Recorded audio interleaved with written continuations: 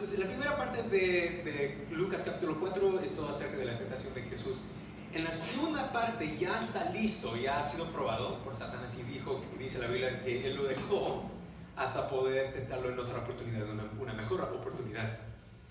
Pero ya empezó su ministerio, oficialmente fue ungido por su padre como sumo sacerdote. Entonces ahora él tenía que buscar sacerdotes, él tenía que ungir seguidores que iban a seguir su misión cuando él ya se iba. Porque ya empezó su clock, como decimos en inglés. Él sabía de que desde su bautismo, él solo tenía 3 años y medio, para hacer todo lo que él tenía que hacer hasta que él tenía que regresar al Padre. Entonces la historia empieza de que Juan el Bautista ya tenía un grupo de seguidores, ¿se acuerdan de él? Entonces él decía a todo el mundo, mira, me han estado siguiendo todos estos años y les agradezco por su apoyo y por arrepentirse, hacer todo lo que Dios quería que hagan, pero ahí está el Mesías, ahí está el Cordero de Dios que quita los pecados del mundo. Déjame por favor, y ahora siguen a él. Y justo a tiempo, porque voy a explicarles un poco de lo que estaba pasando en el ambiente político. Y ahí de nuevo, mira, una y otra vez vas a encontrar paralelos en el Nuevo Testamento con personas o eventos que pasaron en el Antiguo Testamento. ¿Quién acá por lo menos ha escuchado el nombre Elías? Por lo menos ha escuchado el nombre. Hasta yo tengo un amigo que se llama Elías. Pero ¿quién sabe su historia? Ok, ¿quién no sabe la historia de Elías? Levántate la mano. Ok, nos van a aprender algo más hoy.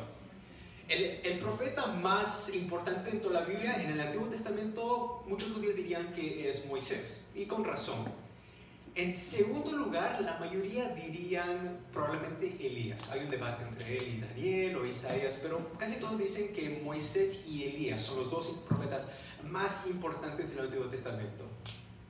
Ahora, Elías, muchos no saben de su historia, y les voy a enseñar lo que pasó. Esto fue después del rey David. Hablamos un poco acerca de su vida. Mucho después del rey David se dividió el reino de Israel en 2 partes. En el norte se quedó con el nombre Israel, en el sur se quedaron con el nombre Judá. Entonces se dividió después del rey Salomón, que era el hijo de David. Entonces en el sur, en Judá, la mayoría de los reyes que siguieron venían de la línea obviamente de David. Y no todos, pero casi todos por lo menos hacían un esfuerzo para seguir a Dios. En el norte todos fueron descendientes de un hombre que se llamaba Jeroboam, que se rebeló contra Salomón y él estableció su propio reino. Y de él ningún rey del reino del norte de Israel siguió a Dios. Todos cayeron en idolatría y muchos otros pecados que no voy a cubrir el día de hoy. Pero el peor de todos esos reyes fue un hombre que se llamaba Acab. ¿Quién ha escuchado el nombre Acab? Es conocido entre los judíos como el peor rey que ha tenido Israel. Él se casó con una princesa pagana que se llamaba Jezabel. ¿Quién ha escuchado el nombre Jezabel? Era una princesa, era la hija de un rey de un reino pagano. Ella trajo con ella misma al reino de Israel el ídolo que se llamaba Baal. Entonces Acab y Jezabel juntos establecieron básicamente la religión oficial del reino de Israel fue adoración a Baal. Cualquier persona que adoraba al Dios de Israel, a Yahvé, fueron matados, fueron asesinados. El único profeta que se escapó fue este del desierto que se llamaba Elías. Y Dios lo protegió y a través de Elías, él profetizó al rey y a la reina de que por su pecado no iba a caer lluvia hasta que yo diga. Así dijo, hasta que yo diga como un castigo por su pecado y todo eso, porque la adoración a Baal no era simplemente prostrándote ante un ídolo, tenían que sacrificar sus hijos, para que tengan un poco de perspectiva, porque Dios estaba tan en contra de estos ídolos. Entonces Elías fue el profeta que obviamente les confrontó acerca de su pecado, y muchas veces, un montón de veces, Acab y Jezabel trataron de matarlo, pero nunca pudieron. Y obviamente hay mucho más detalles en la historia de Elías, y me da pena que hasta el día de hoy no han hecho una película acerca de él. Hay series que tú puedes ver en YouTube que yo he visto, creo que los portugueses han hecho una serie acerca de él, pero no han hecho una película grande, pero su historia es muy interesante. Pero en el libro de Malaquías, que es un profeta que vino muchos años después, él dijo de que antes de que venga el Mesías, profetizó que iba a haber alguien que preparaba el camino para el Mesías, y lo llamó por un nombre, y lo llamó Elías. Básicamente, este mensajero que iba a venir justo antes del Mesías iba a ser una figura muy parecido y iba a tener la misma unción que tenía Elías en el Antiguo Testamento. Entonces, si hay un Elías en el Nuevo Testamento que ahora conocemos como Juan el Bautista, también tiene que ver un Acab y un Jezabel. Y guess what, como decimos en inglés, si lo tenemos. ¿Quién se acuerda de Herodes? Era el rey que trató de matar a Jesús de niño. Para que sepan un poco, Herodes no era su nombre, era su nombre de familia. Los nombres hace 2000 años atrás fueron muy diferentes que los nombres que tenemos ahora. Por ejemplo, yo soy Paulo Vidal, yo tengo un apellido. En esa época, en la realeza, el apellido en un sentido venía primero. ¿Quién acá tiene amigos coreanos, de casualidad? ¿Quién acá tiene una amistad coreana? Te vas a dar cuenta que si tú tienes un amigo coreano, allá es al revés. Acá tenemos tu nombre, luego tu apellido. Pero en Corea es al revés. Primero viene tu apellido, el nombre de tu familia y luego tu nombre. Por eso vas a ver mucho que dicen, por ejemplo, yo que sigo el fútbol, había un jugador del Manchester United, no sé si quizás tú conoces, se llamaba Park Ji-sung. Su nombre es Ji-sung, pero su apellido era Park. Vas a ver, por ejemplo, el líder de Corea del Norte es Kim Jong-un. Jong-un es su nombre, pero Kim es su apellido. Su padre se llamaba Kim Il-sung. Entonces, así era. Entonces, Herodes, Herod en inglés, era el nombre de su familia, era el nombre de la realeza. Él fue conocido como Herodes el Grande. ¿Por qué? No lo sé. Era un pecador, quizás, no sé. Pero su hijo, que tomó el trono después de él, se llamaba Antipas. Entonces, en tu Biblia va a decir Herod Antipas en inglés, o Herodes Antipas. Era el hijo de este. Y no fue mejor que su padre, te lo pongo de esa forma. Él se casó con una princesa también de un reino pagano que se llamaba Herodías. Ella fue la Jezabel del Nuevo Testamento. Y lo que pasó es que la historia es un poco complicada. Esto también es otra telenovela que vemos en la Biblia. El rey de Israel en esta época, obviamente Israel no existía como un reino independiente, estaban bajo el imperio romano y se llamaba Palestina. El rey de Palestina se llamaba Felipe. Su hermano menor era Antipas. Antipas hizo que asesinaran a su hermano para que él pudiera tomar la corona. Y en esa época Felipe estaba casada con Herodías. Entonces se casó, entonces mató a su hermano para tomar la corona y también para tomar la esposa de su hermano. Te dije que no era mejor que su padre. Seguían con esa iniquidad de la familia. Terrible people. Entonces, Juan el Bautista, como Elías los confrontó de su pecado, de la misma manera como Elías confrontó a Acab y Jezabel en el Antiguo Testamento.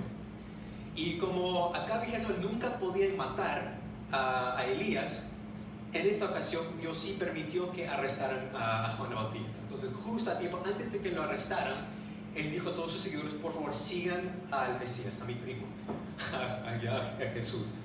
Él ya sabía un poco que como ya cumplió su misión, que era preparar el camino para el Mesías, ya su tiempo ya estaba limitado. Entonces él fue arrestado y metido a la prisión, desafortunadamente. Pero Jesús obviamente empezó su ministerio. Los primeros dos discípulos de Jesús se llamaban Juan y Andrés. Y eran jovencitos, más o menos de mi edad, estaban en el college, jovencitos. Y los dos eran pescadores. Entonces los dos se acercaron a Jesús y dijeron: tú eres el que fue bautizado en el río hace poco, que escuchamos la voz de Dios, que te ungió. Él dijo: sí, está bien, si te seguimos. Dijo: claro, ven, traiga más gente, invita más a la fiesta. Resulta que los dos tenían hermanos. Andrés tenía un hermano mayor que se llamaba Simón, y Juan tenía un hermano mayor que se llamaba Jacobo, y también eran pescadores. Y la manera como se conocieron es muy interesante. Jesús fue al norte de Israel, lo que ahora es Galilea. ¿Sí? Los que han ido a Israel saben más o menos dónde se queda esa parte. Y hasta el día de hoy todavía te puedes pescar en esa parte. Y la mayoría de la gente que vivían ahí eran pobres y vivían de sus negocios privados, de su negocio de familia. Y entonces, en este caso, Andrés y Juan eran amigos porque las dos familias eran pescadores. Entonces, en una ocasión, Jesús llega hasta ahí, probablemente siguiendo a Andrés y a Juan, y van al mar de Galilea. donde está viniendo Simón con su barco, también ahí estaba Jacobo con su barco, y frustrados. Y Jesús empieza a hablar y introducirse y le dicen, esto es el Mesías, que acabamos que todas las profetas y dijeron acerca de las escrituras de que iba a venir y también iba a venir Elías, y ya hemos estado siguiendo a Juan el Bautista y todo eso. Y al comienzo, bueno, me cae bien este Jesús, pero ¿es el Mesías? Entonces Jesús, para probar quién es realmente quién es, él usa la vida, lo que es importante para ellos, para mostrar quién es. Él podía haber mostrado cualquier milagro, una sanidad o cualquier cosa, pero él usa el negocio de Pedro, bueno, de Simón, que también se va a llamar Pedro en un ratito, acabo de darles un spoiler, de Simón y de Jacobo, para mostrarles quién realmente es. Él les dice, oye, salimos a pescar. Y le miran con una cara, oye, ¿no sabes lo que he estado haciendo toda la noche? Yo acabo de venir de pescar toda la noche y no hemos agarrado nada. No sé dónde se han ido todos los peces. Quizás saben de qué estamos viniendo, se han escondido. Pero a veces dicen, intentamos una vez más. ¿Acaso tiene algo más que hacer? Esto es tu negocio. Y dije, bueno. Entonces en un barco se subieron Pedro, su hermano, Andrés y Jesús. Y ya, tiran su red al agua y le miran con una cara de... Y Jesús, con su poder, luego el bote que está así empieza a hacer... Todo el peso del bote está al punto de tirarse al agua. En total coleccionaron, dice la Biblia, 153 peces. A una sola vez. Dice que estaba tan pesada la red con todos esos peces que el bote casi se hundió. Y hasta dice la Biblia, me gustan los detalles que pone acá Lucas, que hasta gritó Simón, oye, Jacobo, Juan, ayúdanos, estamos al punto de ahogarnos. Entonces se juntan los botes así juntos, entre 5, se levantan la red, regresan a la playa y cuentan. Toda la noche no han podido agarrar ni un solo pez. Pero al venir este tipo que está diciendo que es el Mesías, ahora la naturaleza obedece a este hombre. Y con miedo, obviamente están alegres. Al fin tenemos nuestro negocio. Porque si un pescador no tiene peces, ¿qué puede vender? Nada, están broke, como decimos en inglés. Jesús básicamente les salvó el negocio. Y en eso obviamente están todos regocijando como si hubieran metido un gol. Pero Simón se postra ante Jesús con temor, porque se da cuenta de que si este es el Mesías, Él sabe lo que está en mi corazón. Él sabe que yo soy un gran pecador como cualquiera. Él se postra ante Jesús temblando y dice, apártate de mí. Yo no soy digno para que tú estés aquí. Yo soy un pecador. Pero Jesús se agacha y le toma de la mano y le dice, sígueme. Pedro, le cambia el nombre, dice, tú serás Pedro, tú serás una piedra para mí, y yo te enseñaré a pescar por hombres. Suena mejor en inglés, I'll make you a fisher of men. Pero ese es el punto. De la misma manera como tú has vivido toda tu vida tratando y haciendo tu propio esfuerzo para conseguir peces, para vender para tu negocio, para que tú puedas vivir, yo te voy a enseñar con esa misma pasión y esfuerzo que tú pones en tu negocio. Ahora te voy a poner en cargo de mi misión, para que con esa pasión y ese esfuerzo que tú pones en tu negocio, tú lo vas a poner al reino de Dios. Y tú vas a agarrar gente, sacarlos del pecado y de la muerte y traerlos al reino de Dios. Entonces esos fueron los primeros 4 seguidores de Jesús. Y de ahí siguen más, porque empezaron a contar a todos sus amigos, oye, este es el Mesías, este es el Mesías, este es el Mesías. Tienen un amigo que vivía un poco más lejos, se llamaba Felipe. Le dicen, este es el Mesías. Se conoce a Jesús y él cree, porque le cuentan lo que pasó con los peces. Y entonces Felipe tiene otro amigo que se llama Nataniel. Y Nataniel era un estudioso, era un nerd, como decimos más o menos. Y le encantaba sentarse ahí con su Torah y estudiar el Torah. Hasta el día de hoy los judíos lo hacen. Él siempre estaba pensando en quién es el Mesías y todo eso.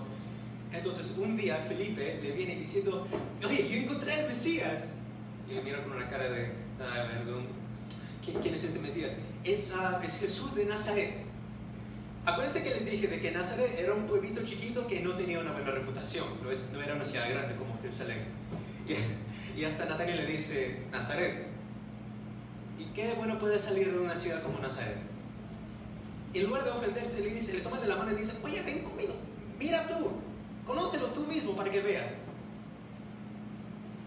Entonces mira, él no ni siquiera ha visto, ni siquiera de distancia a Yeshua, a Jesús, pero cuando se acerca a él para conocerlo, le dice a todos los que están ahí, esto es un israelita de verdad, un estudioso, no hay nadie como él. Y Natalia le dice, ¿cómo sabes alguna cosa acerca de mí? Y Jesús le dice, yo te vi cuando estaba sentado bajo ese árbol leyendo el Torah y pensando en las cosas de Dios. Y él también, ¡pum!, se cae de rodillas, se postra ante él y dice, tú eres el Mesías, tú eres el Mesías. Y Jesús le dice, ¿tú crees simplemente porque te dije que debías bajo un árbol? Tú vas a ver muchas mejores cosas que esto, hasta vas a ver los cielos abiertos. Entonces ya van 6. Esos son los detalles, las historias de esos 6. Jesús empieza a tener más seguidores, él regresa a la ciudad y hay un hombre ahí que coleccionaba impuestos que se llama Leví.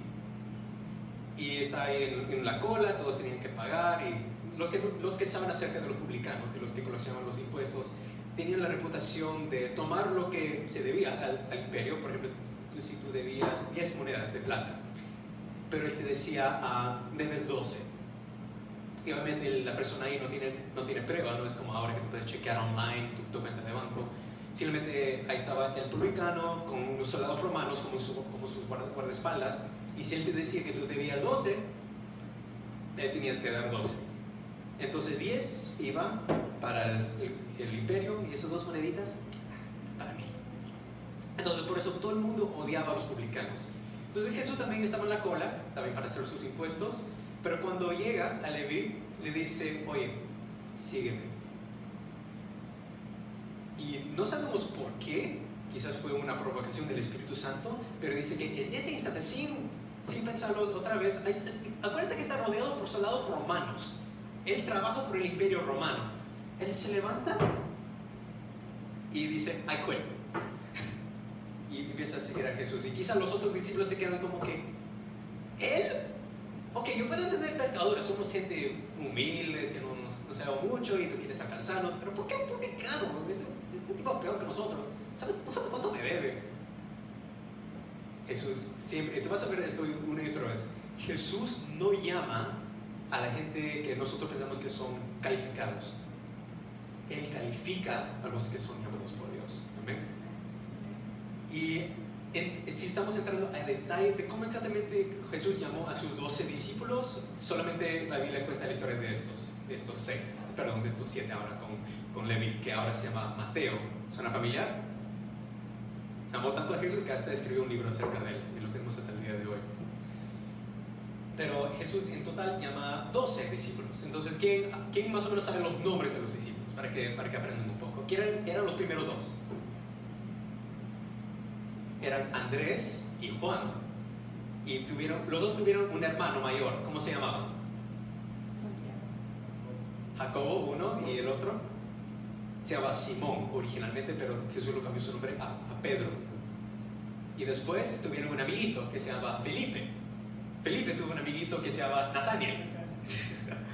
Entonces vas a ver que se incrementa, y quizá también ellos empezaron a llamar más gente. Había otro James en inglés, otro Jacobo que fue llamado, otro que se llamaba Tadeo, Judas Tadeo. No sé si ustedes conocen estos nombres, para que no se confunda con Judas Iscariote. En la lista, cuando tú lees los evangelios, cuando dan la lista de los discípulos de Jesús, él siempre lo ponen de último. Y hay una razón por eso. There's a reason for that. Y dice, porque obviamente los evangelios no fueron escritos mientras que Jesús estaba hablando. Fueron escritos unos años después de que ya Jesús resucitó. Entonces ya sabían lo que pasó. Entonces siempre lo ponen a Judas Iscariote de último, y hasta en uno de los evangelios dice, y Judas, el que traicionó a Jesús, es imbécil. Con esa actitud más o menos estarían escribiendo. Pero Jesús llama a estos 12 hombres, y al inicio fueron bajo los ojos de Dios, todos eran calificados para hacer la obra que tenía Jesús. Porque terminó Jesús teniendo muchos seguidores. En esta época, yo diría menos de 100 personas que lo estaban siguiendo. Pero en esta ocasión, y lo que se dice acá en Lucas capítulo 4, él se fue a la ciudad de Nazaret. Él regresó a su pueblito, ahí estaba su mamá, su familia, estaban ahí. Y como cualquier judío, él tenía también su responsabilidad de ir a la sinagoga. El día de hoy, obviamente, los cristianos celebramos el Día del Señor los domingos porque es el día de la semana que Jesús resucitó.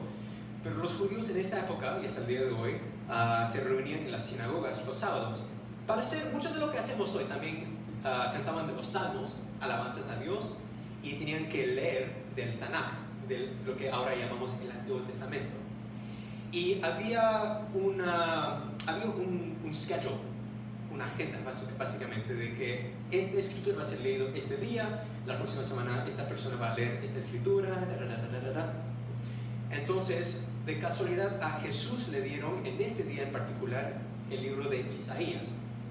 Los que han escuchado más o menos saben de que Isaías tiene bastantes profecías acerca del Mesías.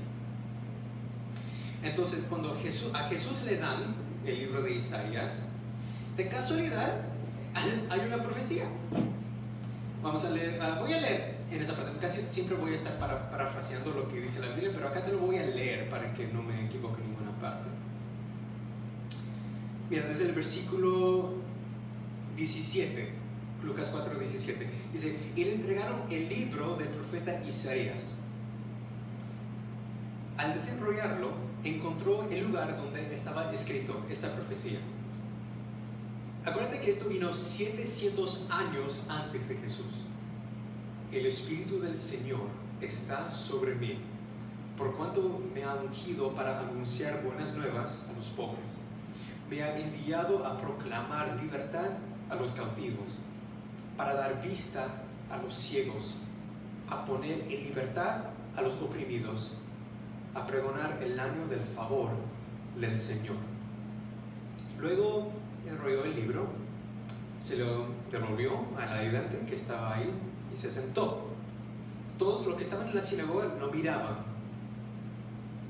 Y él les dijo esto: hoy mismo esta escritura se cumple en presencia de ustedes. Todos los judíos sabían muy bien de que esto era una profecía acerca de quién iba a ser el Mesías. Porque ¿quién sabe qué significa la palabra en hebreo? Meshiach. Significa el ungido. Y como el aceite era un símbolo de ¿qué? Del Espíritu Santo. Entonces iba a ser alguien que iba a tener la unción del Espíritu de Dios sobre él. Y cuando ya ha sido ungido, ¿qué iba a hacer?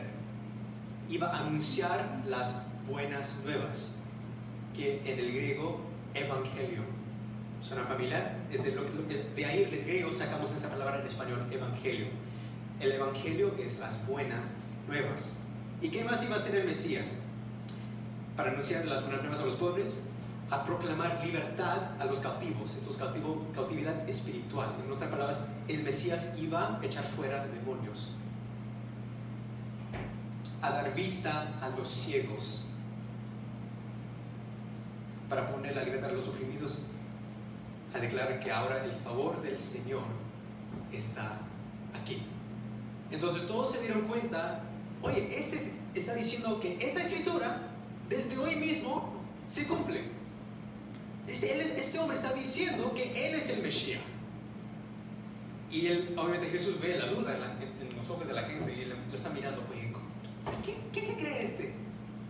Acuérdate que también la familia de Jesús estaban ahí viendo todo esto. Entonces se quedaron: María sabía muy bien quién era su hijo, pero también sabía muy bien de que no todos iban a reconocer quién era.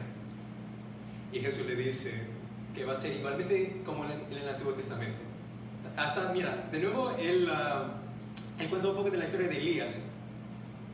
Mira, el versículo 25 él dice: no cabe duda de que en tiempos de Elías, cuando el cielo se cerró por 3 años y medio, de manera que hubo un gran hambre en toda la tierra, muchas viudas vivían en Israel. Sin embargo, Elías no fue enviado a ninguna de ellas, sino a una viuda de Serepata y en los alrededores de Sidón. Obviamente, si tú conoces la historia de Elías vas a entender a lo que está refiriendo. Pero el punto que estaba diciendo, lo que estaba diciendo Jesús, es de que aunque había necesidad en todo Israel en esa época, y el día de hoy, ese día que estaban en la sinagoga, hay una necesidad espiritual para todos, no todos van a recibir la ayuda de Dios. Entonces va a haber muy pocos que reciben la gracia de Dios. Y a eso se enoja la gente. Mira, el versículo 28 dice: al oír esto, todos los que estaban en la sinagoga se enfurecieron, o se amargaron en nuestra traducción. Se levantaron, lo expulsaron del pueblo y lo llevaron hasta la cumbre de la colina sobre la que estaba construido el pueblo. ¡Wow! Lo llevaron al barranco. ¡Wow! ¿Para qué? ¿Para hacer qué? Para tirarlo. Para tirarlo por el precipicio. Pero él pasó por el medio de ellos y se escapó. ¡Wow! Ok. It's a good start. Así empieza el ministerio de Jesús, con él proclamando que es el Mesías. Y para nosotros que ahora estamos bajo la gracia, eso es buenas noticias, buenas nuevas. El Evangelio es el poder de Dios, como dice Romanos. Pero acuérdense que para la gente que estaba viviendo ahí en ese momento, no lo creían al inicio. Los únicos que le creyeron eran unos pecadores pobres de Galilea. Pero cuando se proclamó al pueblo, a los antiguos, para ser perfectamente honesto, lo tratan de matar. Entonces, día 1 en el ministerio de Jesús, y así empieza, con casi lo matan. Y no sabemos cómo exactamente se escapó, pero más o menos llega. Esto también va con el punto que hice la vez pasada. Jesús tiene que haber sido un hombre fuerte físicamente, si no, nunca se hubiera escapado de ese grupo. Pero vamos a seguir la próxima semana acerca de los milagros de Jesús, porque la manera principal como Jesús mostró su divinidad y su autoridad como el Mesías y el Hijo de Dios fue a través de sus milagros. Pero no solo eso, también para cumplir lo que decían las Escrituras, que el Mesías no solamente iba a sufrir y tomar sobre sí mismo los pecados del mundo, que es cierto, pero mientras que él estaba vivo, antes de que él tuvo que entregar su vida, él iba a mostrar la gracia de Dios y aspectos de cómo va a ser exactamente el reino de Dios. Donde hay enfermedad, él trae sanidad. Donde alguien está atormentado y cautivo por un demonio, él les da libertad. Donde hay muerte, él trae vida. Entonces, poco a poco en su ministerio vas a ver Jesús una y otra vez mostrando como un flash, como una luz, cómo va a ser el reino de Dios y cómo nos estamos alistando para preparar para eso. Gloria a Dios. A ver.